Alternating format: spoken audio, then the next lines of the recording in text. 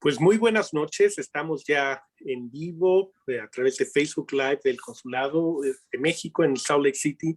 Me da mucho gusto saludarlos y presentarme. Soy el cónsul José Borjón, el cónsul de México en la ciudad de Salt Lake City, responsable para todo el estado de Utah. Y como tal, tenemos una serie de actividades también de tipo cultural, además de las funciones consulares que hace cualquier oficina. Y en especial hoy tenemos un programa que consideramos que va a ser muy interesante y para el conocimiento general de nuestra comunidad mexicana, hispana, y el título es el siguiente: Códice Florentino, Vida y Arte del Mundo Náhuatl.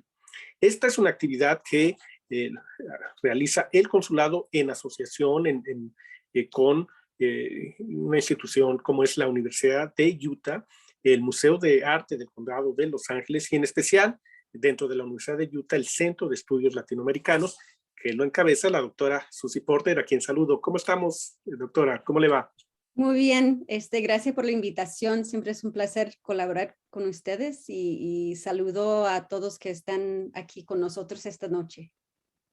Y es que con el Centro de Estudios Latinoamericanos, el consulado ha llevado a cabo diferentes actividades, en especial también para destacar los estudios y los académicos que están realizando investigaciones sobre México y hacer las conexiones con otras instituciones, como es el caso de hoy, con nuestros destacados invitados. Y quiero presentar a la doctora Diana Magaloni Kerpel, una destacadísima y reconocida historiadora del arte, autora, curadora y conservadora, quien es directora del Programa de Arte de las Américas y directora del Centro de Conservación en el Museo de Arte del Condado de Los Ángeles.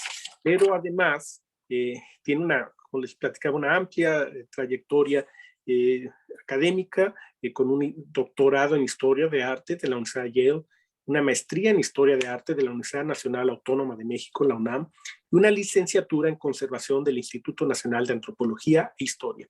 Fue directora del Museo Nacional de Antropología en los años 2009 a 2013 e investigadora y profesora de la UNAM durante mucho tiempo. Ahora está en Los Ángeles y se ha centrado sus investigaciones en desarrollar metodologías para comprender la originalidad de los procesos artísticos y estéticos de los pueblos indígenas de la América Antigua. También nos acompaña y vamos a escuchar a Abelardo de la Cruz, un hablante nativo de náhuatl, teposteco, chicontepec, del norte de Veracruz, que está cursando su doctorado en antropología de la Universidad de Albany y es instructor asociado en el Instituto de Docencia e Investigaciones Etnológicas de Zacatecas. Es maestro en investigación humanística y educativa, licenciado en Derecho de la Universidad Autónoma de Zacatecas y en este año académico se desempeña como instructor de náhuatl en el Departamento de Idiomas y Culturas del Mundo de la Universidad de Utah, donde enseña también en el Salt Lake Community College, la Universidad de California y la Universidad de California, tanto en Berkeley como en Merced, y colabora en múltiples proyectos y publicaciones como Obras de Pasión del México del siglo XVIII y Citlalmayachiyotl, el valor de la costumbre y el cristianismo en el discurso de los catequistas náhuatl de la Huasteca. Bienvenidos a ambos, doctora Magaloni, Abelardo. Muchas gracias por su participación. Y moderando esta mesa, esta virtual, estará nuestra encargada de Asuntos Culturales, la licenciada Saraí Soriano. Saraí, ¿cómo estamos? ¿Bien? Muy bien, Consul. Perfecto. Pues, Saraí, si nos va guiando en lo que serán los siguientes presentaciones, y vamos a disfrutar.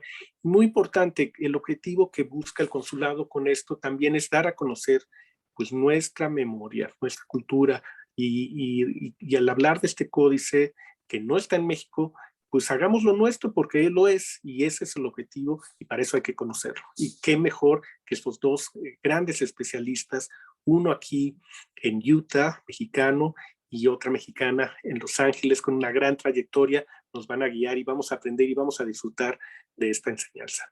Adelante, por favor, Saraí. Gracias. Claro que sí, Consul. Muchísimas gracias por darme la palabra. Primero vamos a comenzar con la ponencia del doctor Abelardo de la Cruz, que es Voces Nahuas en el siglo XVI, una fuente de continuidad cultural. Adelante, doctora Abelardo. Muchas gracias por la invitación al Consulado Mexicano en Salt Lake City. Estoy muy emocionado de poder compartir con el público sobre el Códice Florentino. Entonces, pues, yo quisiera también saludar al público mexicano, norteamericano. Piali nochime, Naniwala, México, Juan. Nani tlamachtia náhuatl nicapan yuta hueca tlamachtiloya. Nimechontlapaloa nochime momachtiani tlamachtiani tlamatini ixtlamatini tlen kiamati momachtise nahuatlahtoli nicapan Estados Unidos tlali sonojia México tlali. Yeca monekiti sanilose ica nitlamantli uan nama timechonextilise se tlamantli se ixtlapoalistli ica ne Amochtli Códice Florentino, Tlaxcamati Miak. Bueno, fue un pequeño saludo en mi lengua materna. Yo pienso que es importante. Y bueno, pues para empezar con la conversación, yo quisiera hacer uso de compartir mi pantalla. Y bien, bueno, pues pues muy buenas noches a todos, a todas quienes nos ven en los Estados Unidos, en México, a profesores, estudiantes e investigadores. Yo quiero hablarles sobre el Códice Florentino en vida y arte en el mundo náhuatl y que es parte también de la Semana de Educación Internacional aquí en la Universidad de Utah. Bien, entonces, para empezar, quiero hablarles sobre los rasgos del códice. El Códice Florentino es una enciclopedia de 12 volúmenes sobre la cultura náhuatl, titulado como Historia General de las Cosas de la Nueva España. Este códice está escrito en el náhuatl alfabetizado o náhuatl latinizado, por decirlo de alguna manera, pero también está escrito en el sistema ortográfico del náhuatl, es decir, a través de pinturas y también en español. Este códice se terminó entre 1575 y 1577, de acuerdo con la doctora Magaloni y el profesor León Portilla. Entonces, este códice se terminaba entre esas fechas, ¿verdad? Allá en el Colegio de Santa Cruz, en Tlatelolco. Y bueno, pues este códice se atribuye pues a Fray Bernardino de Sahagún, pero también tenía colaboradores nahuas, ¿verdad? Que pues se les llama tlamatini, es decir, que personas que poseían conocimiento. Y bueno, pues emprendieron la tarea de escribir el Códice Florentino allá en la Ciudad de México. Y bueno, pues este códice actualmente se resguarda en la Biblioteca Medicea Laurentiana en Florencia, Italia. Pues actualmente también en varias universidades mexicanas y fuera de México. También se encuentran varias copias, ¿verdad? Aquí igual en la Universidad de Utah se cuenta pues con ello, que es una reproducción facsímil. Bien. ¿Qué más podemos decir sobre el Códice Florentino? Yo lo veo como una fuente cultural. Fíjense que el doctor Charles Divo y el doctor Anderson tradujeron al inglés el Códice Florentino y aparecen varias fechas en 1950, 1975, 1982 y se publicó por la School of American Research y la Universidad de Utah. Entonces aquí la Universidad de Utah, aquí en Salt Lake City, pues ha sido pionera ya por décadas en el estudio del náhuatl. Y bueno, una edición más apareció en el 2012, también por la Universidad de Utah. De acuerdo con León Portilla, él decía justo en una de las introducciones del Códice Florentino, él decía lo siguiente, abro citas, han sido Divo y Anderson quienes con celo y paciencia que, como en el caso de Fray Bernardino, calificaré de franciscanos, emprendieron y llevaron a buen término la magna empresa de estudiar, paleografiar, traducir al inglés y anotar el texto completo en náhuatl de los 12 libros del Códice Florentino. Entonces, León Portilla elogiaba mucho al profesor Charles Divo y al profesor Arthur Anderson. Aquí tenemos una imagen de Fray Bernardino de Sahagún. Bueno, también quiero en esta conversación mostrar este mapa, ¿verdad? Que es la primera imagen facsimilar de Tenochtitlan, ¿verdad? Que está fechado en 1524 y forma parte pues también de las cartas de Cortés que enviaba a España, ¿verdad? Para dar cuenta, dar noticia de la ciudad que había pues conquistado, ¿verdad? Entonces, esta es la imagen de Tenochtitlán, ¿verdad? De aquel tiempo, que me parece que fue como los conquistadores vieron, ¿verdad? La Ciudad de México. Entonces aquí, pues, los conquistadores, ¿verdad? Le llamaban la Nueva Venecia. Y bien, acá tenemos también el Golfo de México y son las primeras imágenes que los europeos por lo menos traían a la mente de lo que era pues América y sobre todo Tenochtitlán. Bien, desde una perspectiva náhuatl de hoy del Códice Florentino, yo quiero decir que el Códice Florentino es una representación de cómo fue la vida de la cultura náhuatl en el centro de México en el tiempo reciente de la conquista de 1521. En el presente siglo, en la época actual, los nahuas continuamos con nuestra cultura.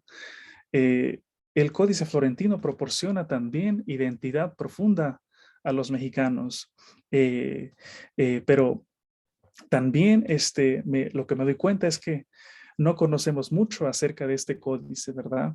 Y cuando estamos fuera de México, pienso que pensamos mucho más en nuestra identidad. Actualmente los nahuas vivimos en áreas rurales de México y desde un par de décadas vivimos también en áreas urbanas.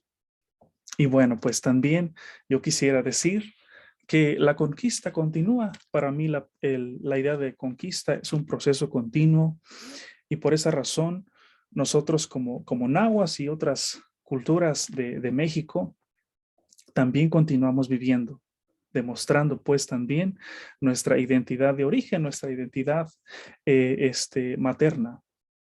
Y también hay que decir, pues hemos sobrevivido pues por 5 siglos, ¿verdad? Porque este agosto pasado cumplimos 5 siglos, o por lo menos se cumplió la época de la conquista a 5 siglos. Me parece que por eso es importante hablar de este códice y cómo ha sobrevivido esa cultura que fue conquistada, ¿no?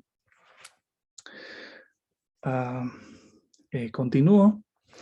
Quiero mostrarles brevemente la gente de mi pueblo, la gente que me transmitió el náhuatl desde pequeño. Yo soy hablante de náhuatl, así también del español. Y bueno, pues ahora yo estoy aprendiendo, le sigo trabajando con el inglés y eso también me ha servido como una habilidad lingüística el poder trabajar con la investigación. Y bueno, pues aquí les presento pues a la gente de mi comunidad, que son ellos los hablantes de náhuatl del cual yo recibí su conocimiento.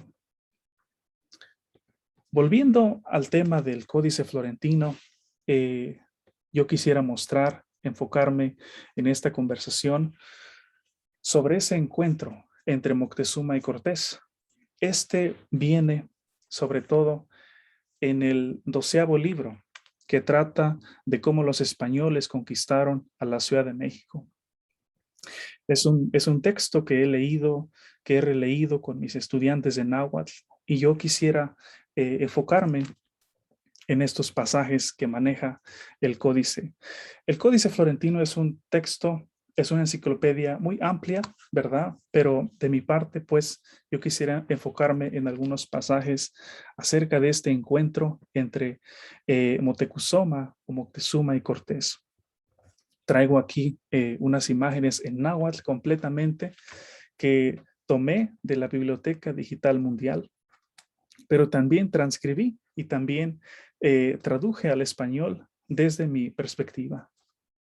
Y bueno, entonces aquí les leería este primer pasaje, que es el primer encuentro entre Moctezuma y Cortés. Y dice así, lo leería en español. Pronto le dijo a Moctezuma, ¿acaso no eres tú? ¿Acaso no eres tú él? Tú eres Moctezuma. Dijo Moctezuma, sí, lo soy, yo soy. Pronto él se para frente a él. Él va a pararse para recibirlo. Se inclina frente a él, se le acerca a él, se para firme ante él, ¿verdad? Moctezuma se para frente a Cortés. ¿Qué pasó después? Son una serie de acontecimientos que vienen pues en aquel libro 12 del Códice Florentino. Aquí también voy proporcionando algunas imágenes de este encuentro. El códice dice después, así le suplicó, Moctezuma le dijo, oh Señor nuestro, te has cansado, te has fatigado, a nosotros has llegado, has venido a tu agua, a tu cerro, México, has venido a sentarte en tu petate, en tu silla, por un momento te lo cuidé, te lo vigilé, se fueron quienes eran tus líderes servidores, el Itzcoatzi, el viejo Moctezuma, el Axayácatl, el Tizoc, el Ahuizotl, por el cual, por un momento, te lo vinieron a cuidar, vinieron a gobernar a tu agua, a tu cerro, México, ¿verdad? Eso es lo que se está reportando, ¿verdad? De cómo fue ese encuentro, ¿no? Aquí me parece que, pues según el texto, Moctezuma le está diciendo a Cortés, te cuidamos tu reino, así que bienvenido, ¿verdad? Por un momento, este texto puede ser muy sensible, ¿verdad? Pero es como está reportado en el códice, ¿no? Y eso no para allí. Continuando, otro párrafo dice, donde dice Moctezuma, detrás de ellos, de nuestros señores, que no solo sueño, no solo sueño, no solo veo en los sueños, no solo sueño que yo te vi, tu rostro miré, yo sabía de la vida por un tiempo, allí lo vi en cómo viniste a salir, de las nubes, de la brisa. Entonces él, ¿verdad? Inicia otra oración, pero aquí Moctezuma le está diciendo a Cortés de que él ya sabía de que por medio de sus sueños, de que alguien iba a venir, ¿verdad? Moctezuma tenía sueños, tenía presagios de que alguien más iba a venir, o por lo menos eso es lo que quisieron destacar los Tlamatini, nahuas y el fraile, Fray Bernardino, ¿verdad? Aquí tenemos algunas imágenes de los presagios que estaba teniendo Moctezuma. Según el códice, en esta parte aparece la Cihuachocani, que es la persona que decía que ya vendrá alguien más, ¿verdad? Lo que probablemente sería como la Llorona. Bueno, continuamos. Después de terminar con sus ruegos que Moctezuma le hizo escuchar al marqués, Malinche pronto le hizo escuchar en náhuatl. Escuchó el marqués las palabras de Moctezuma. Él pronto le habla a Malinche. Él dijo en su lengua bárbara algo que me agradó mucho al leer estos párrafos entre este encuentro entre Moctezuma y Cortés, es que una de las figuras principales es Malinche, es decir, la Malinche o Doña Marina, ¿verdad? Ella está aquí sirviendo como intérprete en las dos culturas. Mientras Moctezuma habla en náhuatl, Malinche escucha y le pasa la traducción a Cortés en español. Y cuando Cortés habla en español, Malinche le traduce a Moctezuma en náhuatl, ¿verdad? Algo que me interesó también es que Malinche, o aquí en náhuatl se usa el verbo popoloca, cuando Malinche toca traducir al náhuatl, usa una lengua bárbara que era el español, ¿verdad? Que no entendían mucho, ¿verdad? Bueno, entonces, de acuerdo con la investigadora Camila Townsend, Malinche era la traductora de Cortés, ¿verdad? Una figura importante que debe de estudiarse mucho, ¿no? Esta figura de la Malinche. Me parece que no tiene una muy buena reputación hasta ahora en el México actual. Y el profesor Matthew Restal también nos dice que Cortés, Moctezuma y Malinche son protagonistas en la conquista. Aquí pues se puede ver en la imagen de cómo una mujer está parada aquí enfrente de dos culturas y está aquí haciendo el papel de traducir, de conectar estas dos culturas. Bien, ahora le toca a Cortés hablar y según el texto en náhuatl, eso es lo que nos dice. Como respuesta a Moctezuma, que se consuele Moctezuma, que no se asuste, nosotros le amamos, que hoy nuestro corazón es feliz, que lo conocemos y lo escuchamos, que con todos los años siempre lo queremos ver su cara. Nosotros ya lo vimos, ya llegamos a su casa en México. Asimismo, va a escuchar nuestras palabras. Aquí Cortés está hablando pues en español, pero traducido en el náhuatl, ¿verdad? Fíjense qué es lo que dice pues los conquistadores, ¿no? Ahora nuestro corazón es feliz, ¿verdad? Entonces, se puede interpretar de muchas maneras, ¿verdad? Pero yo me inclino más con esa alma también de codicia, ¿verdad? Porque pues aquí hay dos culturas, ¿verdad? Que obviamente pues la cultura de Tenochtitlán pues era la cultura pues que fue pues la cultura vencida. Yo continúo. Entonces, esta sería mi última lámina en cuestión a esta conversación. El códice termina así. Los gobernantes están parados junto a él. Primero, Cacamatzin, gobernante de Texcoco. Segundo, Tetlepanquetzatzi, gobernante de Tacuba. Tercero, Itzcuahtzi, Tlacochcalcatl, gobernante de Tlatelolco. Cuarto, Topantemoxi, el tendero de Tlatelolco. Fueron con Moctezuma. Estas personas pues estaban con Moctezuma, justo en el encuentro con Cortés.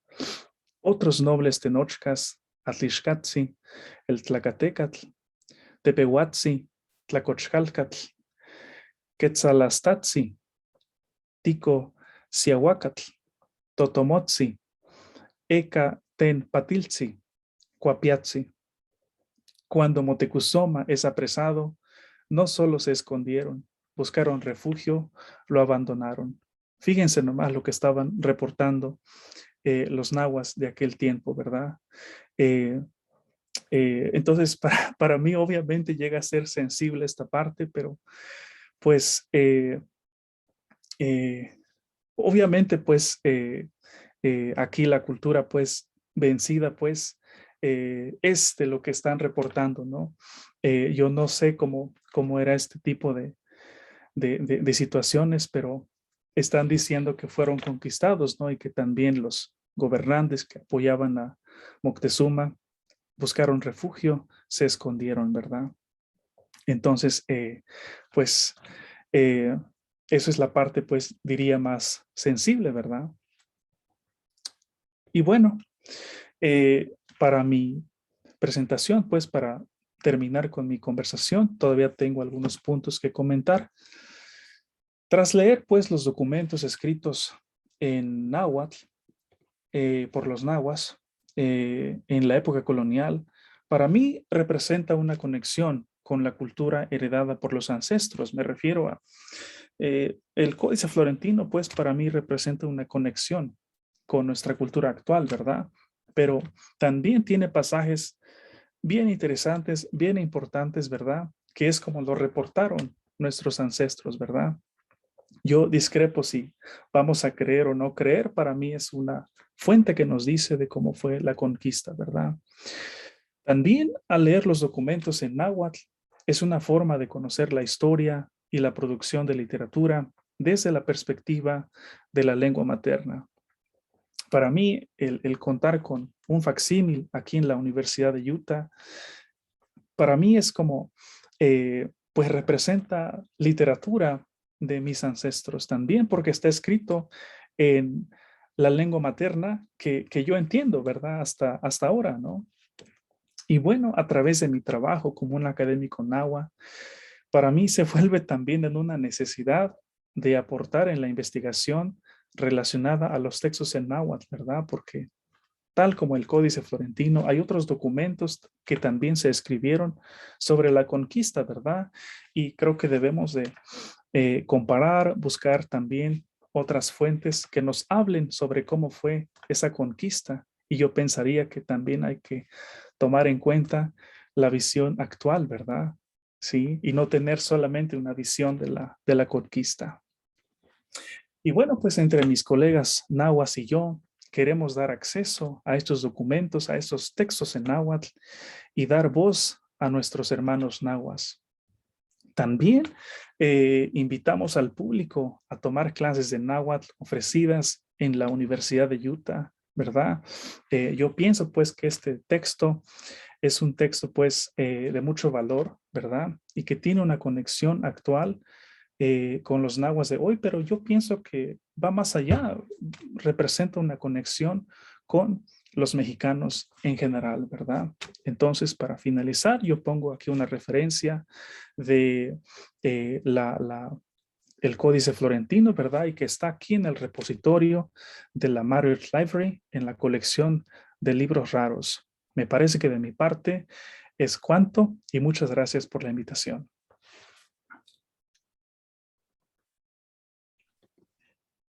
Muchísimas gracias, doctora Abelardo de la Cruz. Sin dudas es bastante interesante saber, sobre todo este libro 12 del Códice, cómo muestra la perspectiva de este pueblo mexica, este pueblo azteca, al momento de la llegada de los españoles. O sea, que Bernardino de Sahagún, junto con los escribas e ilustradores, artistas, pues le dieron una voz al pueblo mexica realmente.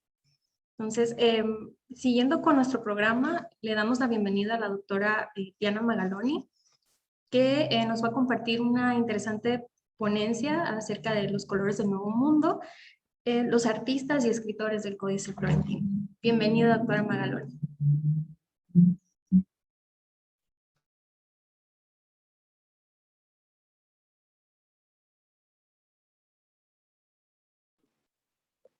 Sí, perfecto. Hola, muy buenas noches a todos. Qué gusto estar. Aquí tengo algunas fotografías que yo creo que les van a gustar. Esta es la portada original de los 3 tomos en los cuales están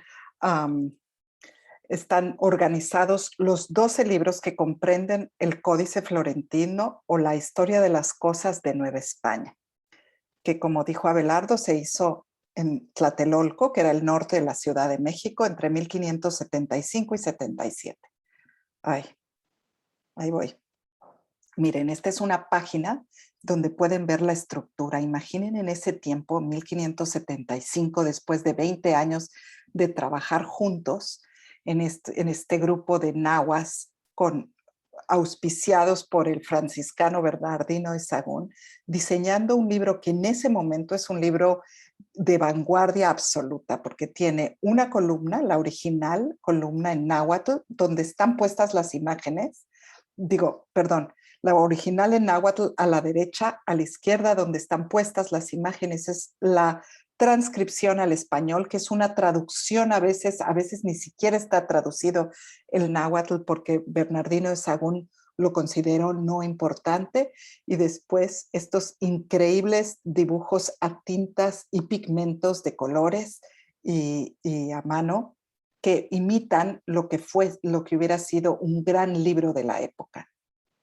Son 12 volúmenes bilingües, son 2000 folios. ¿Qué quiere decir? Que uno tiene el recto y el verso. Quiere decir que cada folio son 2 páginas, entonces son 4000 hojas, 4000 páginas como las conocemos hoy, y 2686 pinturas dibujadas y coloreadas a mano, para que se den cuenta de la magnificencia de este trabajo. Sahagún en su prólogo dice que está hecha esta gran historia general para que la gente conozca el quilate y el valor de la gente mexicana que aún no se conoce porque descendió sobre ellos la maldición de Jeremías. Eso dice Sahagún en el mismo códice. Entonces es importante uno que estudia esto preguntarse qué trató de decir con esto Sahagún. El códice se hizo en esta escuela, en Santa Cruz, Tlatelolco. Santa Cruz, Tlatelolco es el primer college, la primera escuela de educación superior que hubo en todo el continente americano, en donde se impartían las 7 artes liberales, las cuales se siguen impartiendo en todos los colleges y sobre las cuales se fundamenta la educación europea. Esto con la idea de educar a los hijos de la nobleza indígena. El Colegio Santa Cruz fue en realidad un lugar de grandes intelectuales, de gran resiliencia intelectual indígena. Su programa fue hecho por los franciscanos, pero muchos de los grandes intelectuales nahuas llevaron a cabo ahí sus obras importantísimas. Este es el libro 1 de los dioses, el libro 2 de las ceremonias, es decir, las ceremonias del año, el origen de los dioses, el calendario adivinatorio o el Tonalpohualli y los presagios. Con esto se cierra lo que en las enciclopedias era considerado como el reino de lo divino. Después tiene el libro 6, que es la retórica y filosofía moral, que son los huehuetlatoli, o las palabras de los antiguos, las respetadas palabras de los antiguos, donde todo el conocimiento de cómo se debe de rezar, cómo uno se debe dirigir a su madre, a su padre, educar a sus hijos, todo este conocimiento social está inscrito en este libro. El libro 7 es sobre la cosmología y es muy interesante que los nahuas que hicieron este libro están tratando de traducir sus propios conocimientos e insertándolos en la cosmología de Ptolomeo, la cosmología del mundo moderno, como se puede ver, por ejemplo, esta tierra dividida en 3, que es esta tierra del espacio religioso, y los 4 vientos están aquí unidos en realidad la idea europea del mundo con la idea de las 4 regiones mesoamericanas. El libro 8, que es un libro de historia, no es un libro que está mirando hacia el futuro o hacia el presente como por ejemplo el libro 7 que acabo de decir, es la historia de todos los reyes y los señores de los distintos señoríos. El libro 9 lo pueden ver, mercaderes y artesanos, pero de la Nueva España indígena. Igual que el libro 10, que son los oficios y el cuerpo, que es el libro sobre la gente y todo lo que hace, además del conocimiento del cuerpo, que es un libro básicamente de anatomía, medicina, pero con un fuerte conocimiento, digamos, espiritual de todo esto.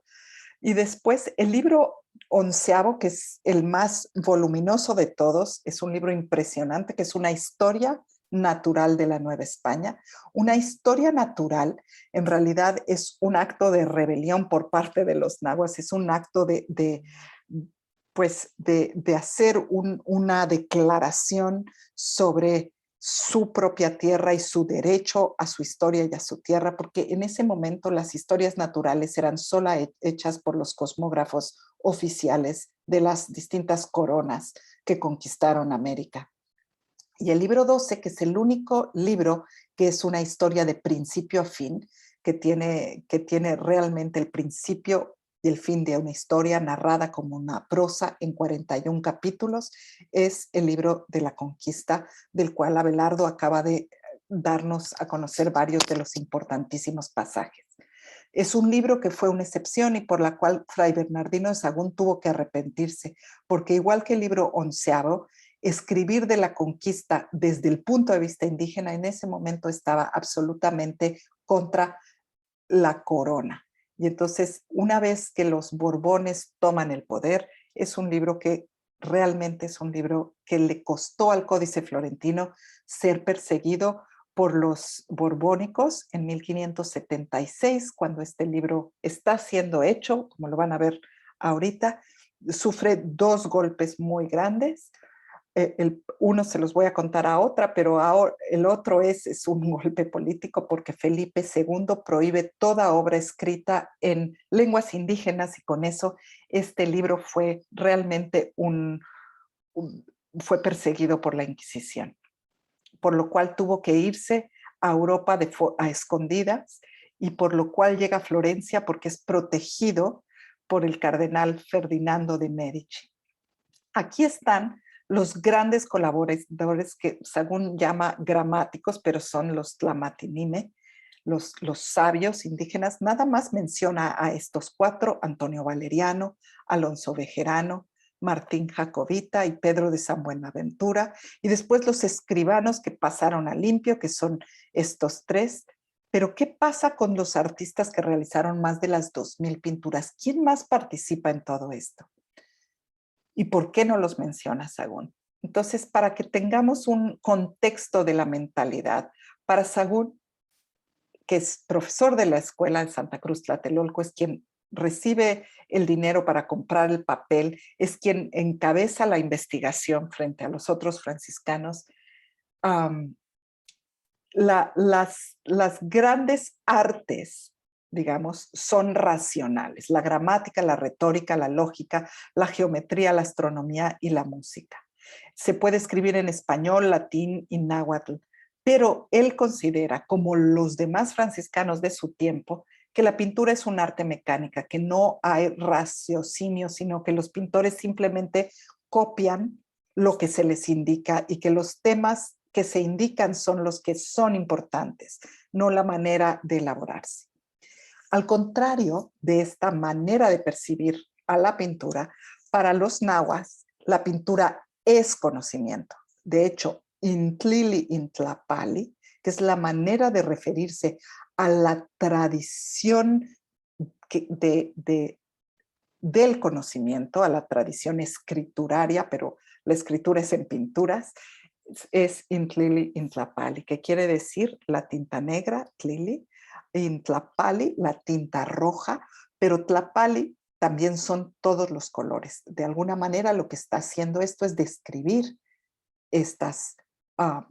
esto, porque la tinta negra son todo el contorno y los colores es todo lo que rellena, ¿no? Entonces el conocimiento está hecho de colores y de tinta, es decir, no solamente es importante en el conocimiento el hecho de que sean pinturas, sino sus materiales. Y para reconocer a los artistas, este es un método de observación de cada una de sus características, y así pude hacer una tabla en la que pude identificar estos 20 pintores, de los cuales 4 son maestros. Aquí está lo que estos grandes maestros están haciendo. Son maestros de ambas tradiciones. Por ejemplo, aquí está Mitlantecutli Quetzalcoatl en el Códice Borgia, un códice que se hizo hacia el 900 de nuestra era, mientras que aquí están otros dos dioses en una confrontación en el origen de los dioses, que está a su izquierda es Tezcatlipoca, a su derecha es Quetzalcoatl. Vean el diferente estilo, pero eso no quiere decir que por cambiar el estilo cambien el contenido y el estatuto, la identidad misma de las imágenes. Entonces, hablando de imágenes, hacia 1576 sabemos que el equipo está haciendo el libro 11, que tiene 446 imágenes. Fíjense, por favor, en esta belleza de imágenes, con estos colores, con este detalle, donde hay coloride, como dirían en el Renacimiento, y diseño, ¿no? Están realmente entendiendo los pintores nahuas que hacen ellos ya parte de un mundo que es global, y por lo tanto su tradición y la tradición de pintura renacentista se han unido para hacer esta nueva tradición indígena mesoamericana en el presente novohispano. Mientras lo están haciendo, por ejemplo, estos son conceptos renacentistas increíbles, es súper realista este pecorí, pero al mismo tiempo te están diciendo es un dibujo porque está saliendo del marco de la pintura, es un guiño del pintor. Y mientras están pintando esto, encontramos en el libro 11 esto. En el año de 1576, en el mes de agosto, comenzó una gran pestilencia universal. Han pasado 3 meses de que comenzó y desde el inicio muchos han muerto y van muriendo cada día más. Yo estoy ahora en la Ciudad de México, en la parte de Tlatelolco, y veo que desde el día que comenzó a hoy, que es 8 de noviembre, siempre ha ido creciendo el número de los difuntos, de 10, 20, 30, 40, 50, a 70 y 80. Y de aquí en adelante no sé lo que será. En esta pestilencia, como en las de arriba mencionadas, muchos murieron de hambre y de no tener quien los cuidara, ni diese lo necesario.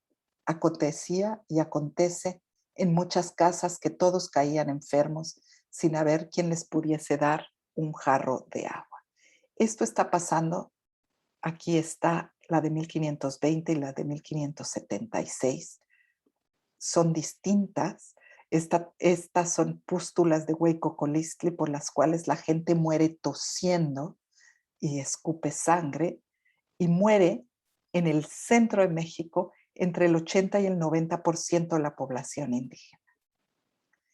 Y los que están haciendo el códice, que se quedan en el Colegio Santa Cruz Tlatelolco encerrados, para ellos el mundo se vuelve blanco y negro porque los colores que son tan difíciles de hacer se pierden.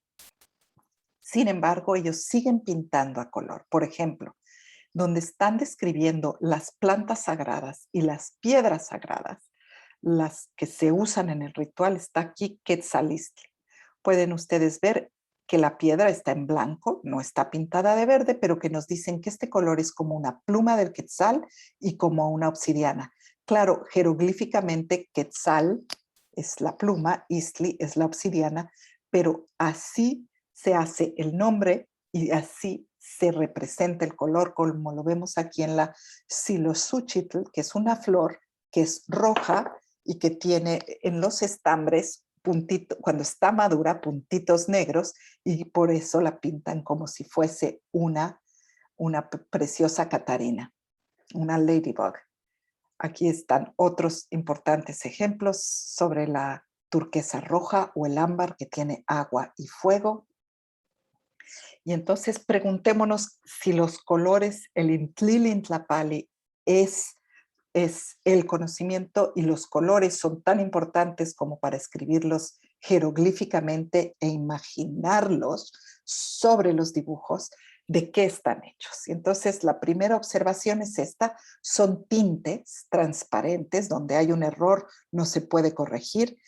La luminosidad blanca del papel es súper importante y se ven muy brillantes las pinturas. Hay otros que tienen gran poder cubriente, que son típicos pigmentos, que son polvos minerales o artificiales, que por ejemplo aquí con el verde maya cubren cubren las líneas negras sobre, ¿no? que se pintan primero. Y en el libro 11 hay un tratado náhuatl de pintura y se explica cómo se hace cada color. Aquí está la cochinilla, se explica, digamos, se pinta y hay textos en náhuatl muy, muy como codificados. Aquí hay otros colores y gracias a Arturo León y Lilia Félix pudimos hacer una primera reconstrucción de cómo se hacen estos colores. Lo que aprendí es que estos colores, por eso es que el Códice Florentino los deja de tener, toman una temporalidad grande para macerar. Por ejemplo, para que el palo de Brasil o palo de Campeche tenga color, tuvimos que dejar esas maderas, ellos las dejaron esas maderas 3 años macerando en agua para que se hiciera este tipo de color. Este era de 7, perdón, pero para nuestro experimento era de 3.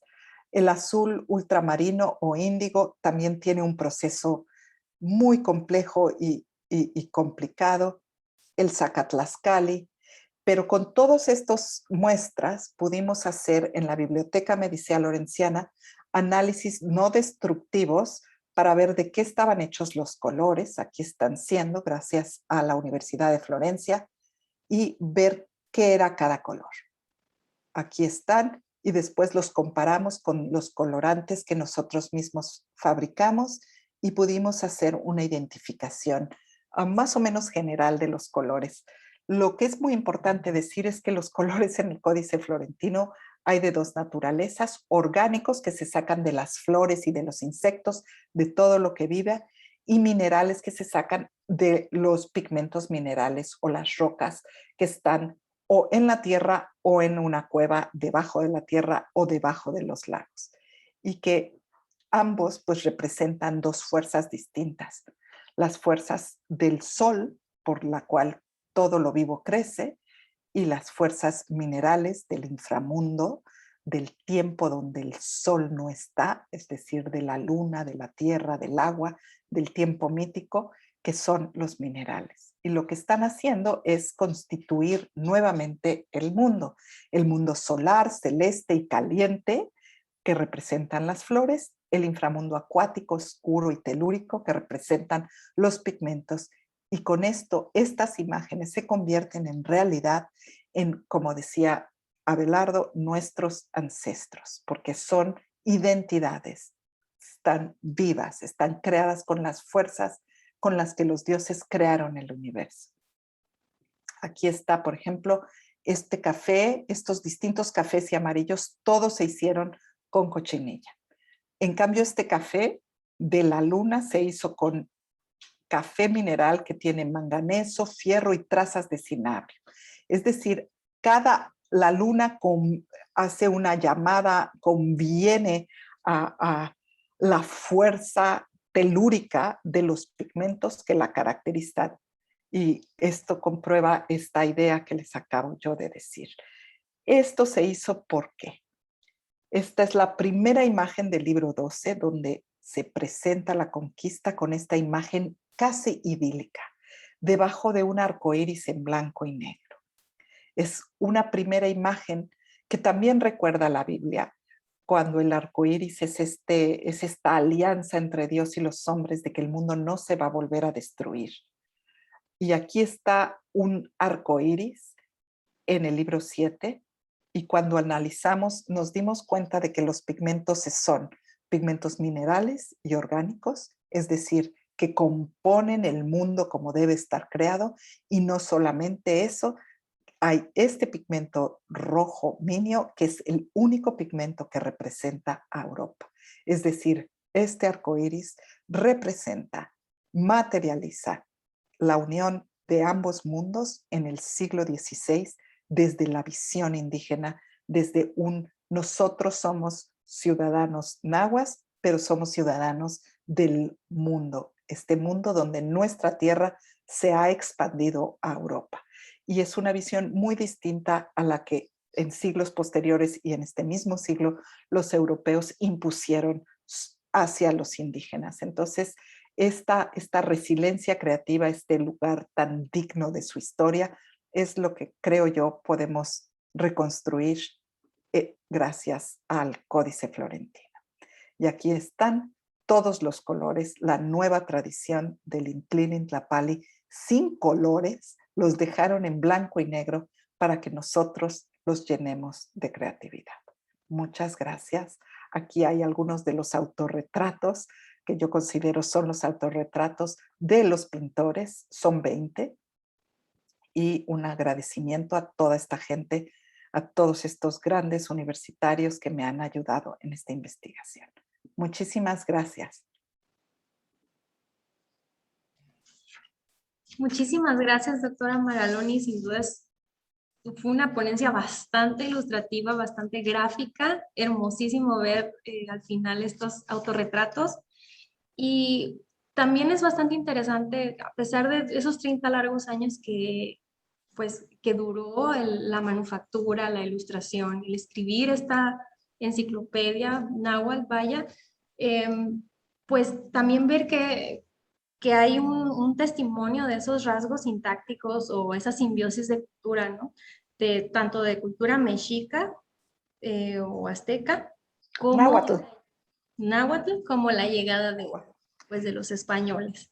Sí, ya en este momento es la cultura náhuatl, o sea, el imperio mexica es un imperio, pero todos los pueblos del centro de México, bajo dominio o no bajo dominio mexica, tienen una cultura milenaria y son ya en el siglo XVI los náhuatl, ¿no? Claro que sí. Muchísimas gracias, doctora. Si gustan, pasamos a la ronda de preguntas y respuestas. Hay algunas preguntas bastante interesantes, otras que pues ya mencionaron algunas de las respuestas en la ponencia, pero recapitulamos. Por ejemplo, Saraí Tirado nos preguntó ¿qué tipo de análisis de laboratorio se realizaron en el códice? Que mencionaba que son para nada invasivos. Son los análisis característicos que se usan para identificar materiales orgánicos e inorgánicos. Los orgánicos son muy difíciles. Por ejemplo, se usa un FT infrarrojo de Fourier, perdón, se me acaba de ir las siglas, pero sí analiza todos los elementos orgánicos y también una X-ray fluorescence que analiza todos los elementos, pero son análisis elementales, o sea, por ejemplo, si tengo fierro va a salir, si tengo una hematita, ¿no? Que es un mineral que está hecho a base de óxido de fierro, lo que yo voy a identificar con el XRF va a ser fierro, pero no puedo identificar que ese fierro con el XRF tiene también un pigmento orgánico encima, por ejemplo. Eso no puedo, se tiene que hacer con el FTL, con la transformación de Fourier, con infrarrojo, pero es muy difícil caracterizarlo. Entonces, en realidad es mucha observación, microscopía óptica, ver que haya distintas texturas, por eso es que las estaba yo enseñando, y después empezar a crear como estándares, por eso hicimos todo el trabajo de crear los estándares, y comparar los análisis con esos estándares para más o menos decir, yo creo que hay esto, pero hay que acordarnos que estábamos siempre guiados porque los pintores del Códice Florentino hicieron un pequeño tratado, así lo llamo yo, sobre pintura, donde explican que estos son los colores con los que pintamos. Entonces, por un lado, sabemos esa información histórica guiados por ellos. Por el otro, es recuperar esa tradición que me parece fundamental volverlo a poder hacer, porque los colores representan la tierra en realidad, representan de dónde se toman, ¿no? Y después, pues gracias a la ciencia actual, poder hacer estos análisis que son simplemente un BIM, ¿no? Que produce unas gráficas y los científicos que puedan identificar esas gráficas. Muchas gracias. También Citlali Silva nos realizó 2 preguntas. Una de ellas sí tiene que ver con los pigmentos. Pregunta ella, ¿los pigmentos que se utilizaron en el códice fueron traídos de España o fueron realizados por la comunidad prehispánica? Hemos visto que nos mostró que algunos han sido... No. Ninguno, solamente el minio fue traído. O sea, están pintando el códice con la tradición Intlili Intlapali, es decir, la tradición donde los colores constituyen el conocimiento. Esos no se compran en ninguna tienda ni se importan de ningún lado, se hacen específicamente. Dentro de esa tradición Intlili Intlapali hay un nuevo pigmento europeo incluido en ellos que se llama minio. El minio es un rojo con el cual se pintaban las miniaturas. Por eso se llaman miniaturas, viene del minio. Es un óxido de plomo. Muy bien. Y la otra pregunta es, hablando de diplomacia cultural, ¿será posible que México pueda algún día tener el códice original en exhibición en nuestro país, en la Ciudad de México? Pues sería estupendo. El gobierno de México ha hecho un trabajo muy importante. Ahora LACMA, por primera vez en la historia, ¿no?, presta piezas prehispánicas del LACMA a México gracias a esta protección que el gobierno hizo ahora y hace como se pueden tener objetos en tránsito. Entonces, no se reconoce que los objetos mexicanos prehispánicos pertenecen a otras naciones o a otros museos, sino que están ahí, ¿no? Y los podemos tener como mexicanos en tránsito y los devolvemos. Eso es algo importante que hizo. Ahora, el Códice Florentino no es una obra prehispánica, es una obra hecha ya durante la colonia y está en Florencia. Gracias a ellos tenemos ese códice, entonces es completamente legítimo que esté ahí. Si no, ese códice hubiera sido quemado. Y yo creo que dependiendo del proyecto y cómo se plantee, la biblioteca ha sido siempre un lugar como, desde los Medici, ¿no? Un lugar de humanismo y están abiertos. Hay que plantearlo de una manera como que les dé seguridad, nada más, ¿no? Porque claro que los libros así de antiguos, cuando se sacan, pues hay también un problema de conservación, ¿no? Tenemos un facsimilar de 1979 que hizo el Archivo General de la Nación, que es fantástico. Doctora, ¿y ese puede ser consultado por cualquiera de nosotros? Los facsimilares, claro, se pueden, inclusive los puedes buscar en línea y los puedes comprar porque hay una nueva edición. Son caros, pero yo creo que sí es un documento que toda biblioteca debería de tener, ¿no? Toda biblioteca que estudia a México. O al conocimiento indígena, ¿no? En general. Es un gran ejemplo. Muy bien. Por aquí nos pide alguien de la audiencia que si podríamos volver a poner en pantalla los autorretratos, por favor. Con gusto. Son algunos, ¿eh? Y es mi interpretación, pero aquí están. A ver, perdón, ¿cómo se hace? Ahí voy. Con gusto.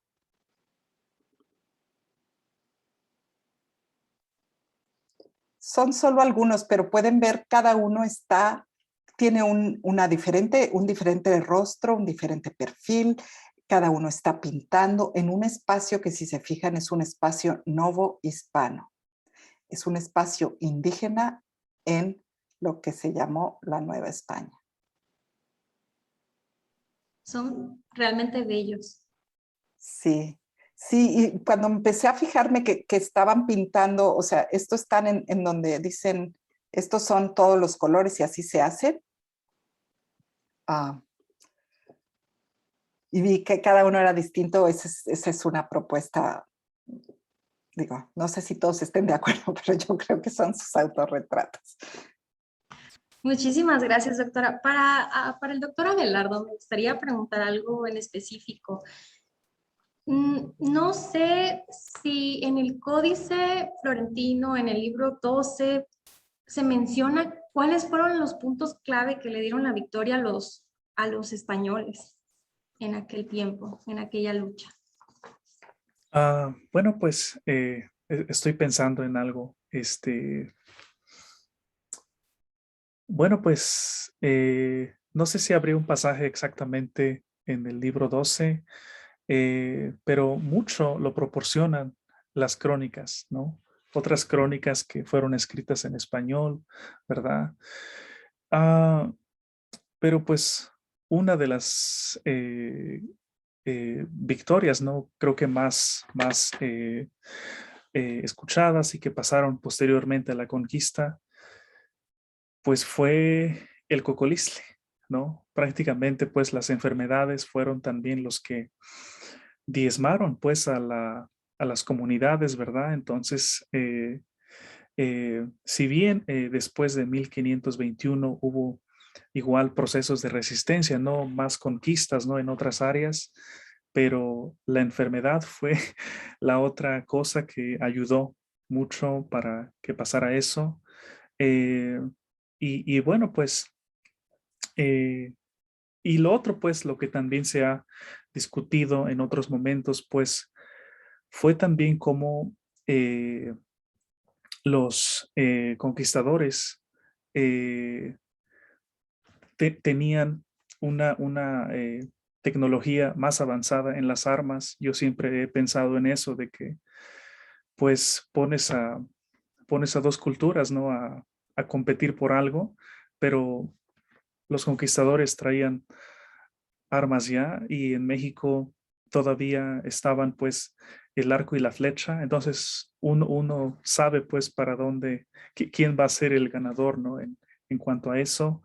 Eh, y por otro lado, pues eh, también las alianzas que hubo entre los conquistadores y otras culturas que pues no tenían eh, una buenos acuerdos con la cultura de Tenochtitlán, ¿verdad? Entonces, pues lo que la historia nos dice que pues los tlaxcaltecas, ¿verdad? Se unen también a Cortés, ¿verdad? Para pues combatir pues con la cultura de Tenochtitlán. Entonces, pues yo creo que son esos los factores que empiezan pues también a ayudar a que finalmente pues haya un colapso, ¿verdad? Por parte de Moctezuma y los emperadores que después hubo, ¿no? Entonces, pues yo lo que quisiera mencionar pues es que eh, yo pienso pues que la idea pues de la conquista también está vinculada a un proceso, ¿no? Entonces, se dice, ¿no? Y nos enseñan en la escuela de que la conquista fue en 1521, ¿verdad? Y punto, ¿no? Los españoles fueron quienes vencieron y aquí en México, pues, fueron los que perdieron, ¿no? Pero yo pienso que es más como un proceso porque muchas personas que hablamos náhuatl vivimos hasta hoy día, ¿verdad? Se sigue transmitiendo la lengua. Entonces, pues, si bien pues hubo el colapso, ¿no? De la cultura de México Tenochtitlan, pero la cultura ha seguido, ¿no? Atravesamos el periodo colonial y pues ahora continuamos viviendo, ¿no? Entonces, este náhuatl que está escrito en el Códice Florentino, es un náhuatl entendible, yo puedo leerlo, claro, con la ayuda también de diccionarios, obviamente también he tenido con mi formación académica, ¿no? Yo obviamente me hubiera gustado conocer, por ejemplo, a los quienes ayudaron a Fray Bernardino, ¿verdad? Porque ellos nunca los marcan como autores, solamente es Fray Bernardino y sus colaboradores, ¿verdad? Creo que es lo que puedo decir brevemente. Doctor Abelardo y doctora Magaloni, pregunta Gaby Portugal Pousa, ¿qué tan fiel es la interpretación que hizo Miguel León Portilla de fragmentos del Códice Florentino en su libro La visión de los vencidos? Es que son fragmentos, y no es solo del Códice Florentino, sino de otros documentos muy importantes indígenas. El doctor León Portilla lo hizo muy temprano, en 1959. Así es que realmente le debemos como al doctor León Portilla el tomar en serio a los historiadores indígenas y poner exceptos. Pero tenemos una deuda enorme nosotros los mexicanos con traducir al español el libro 12 y hacer una verdadera traducción del náhuatl del Códice Florentino al español, porque como teníamos ya la transcripción de Sahagún, el manuscrito de Tolosa, todos estos manuscritos que realmente censuraron bastante el verdadero, lo que estaba escrito en náhuatl. Si es que sí tenemos una deuda grande, todavía tenemos mucho que hacer. Y eso es, por ejemplo, lo que la Universidad de Utah sí hizo, una traducción de todo el Códice Florentino, del náhuatl al inglés. Así es. Muchísimas gracias, doctora. Muchísimas gracias, doctor de la Cruz. Le cedo la palabra al cónsul José Borjón. Pues muchísimas gracias a todos realmente que nos han acompañado, pero en especial a nuestros ponentes porque nos han demostrado la riqueza del códice, como es algo vivo, como nos platicaba el doctor Abelardo de la Cruz en su historia, pero como es algo increíblemente rico y una invitación a todos a conocerlo, que es lo que buscábamos con esta charla y sin duda logramos el objetivo gracias a sus charlas. Sí destacar lo que señalaba la doctora Magaloni, nos interesó mucho también, pues al trabajar este proyecto con la Universidad de Utah, pues también un mínimo homenaje a esos académicos que hicieron la traducción, ¿no? que ustedes mencionaron, y a la vez también destacar esa parte viva y activa en el Centro de Estudios Latinoamericanos, en la universidad, y que queremos que sea una invitación para que pues los estudiantes, la población hispana, mexicana, mexicoamericana, lo vea como una invitación, como hacía al final de la charla el doctor Abelardo de la Cruz, a que lo hagan suyo, este códice tan rico, todos nosotros sigamos aprendiendo tantas cosas que se han escrito de manera tan magistral como fue la charla la doctora Magaloni. Entonces, esa es la invitación de nuestra parte en el consulado, a que lo sigamos conociendo, sigamos viendo. Como se platicó, es vivo y aunque no seamos académicos, solo disfrutar esas obras, incluso pictóricas, están ahí, están en línea y queremos que sea de todos, porque es nuestro patrimonio, es nuestra cultura, es nuestra herencia y al final también es parte viva, ¿no? Entonces, por nosotros, sí dar un muy sentido agradecimiento a nuestros ponentes. La verdad, hicieron muy ágil y muy cómodo de aprender esto para los que no somos especialistas y se los agradecemos y ese es el objetivo bien logrado. Por mi parte, agradecerles, invitarles a que sigan conociendo esto. Los que están aquí en Utah, tenemos estos recursos aquí en la universidad, como les platicábamos, y es un recurso vivo porque pues ahí están las clases también que hay disponibles. Doctora Suzy Porter, quisiera también invitarla a que pueda despedirse de nuestro auditorio y nuestros ponentes. Sí, quedo muy agradecida al cónsul Borjón y al Consulado de México que organice eventos que rompe barreras entre la cultura académica y el público en general, ¿no? Porque muchas veces las universidades pueden quedar un poco encerrados. Entonces agradezco a ustedes y también al doctor Magaloni y a Abelardo de la Cruz también por participar en un evento así. Y bueno, buenas noches. Noches.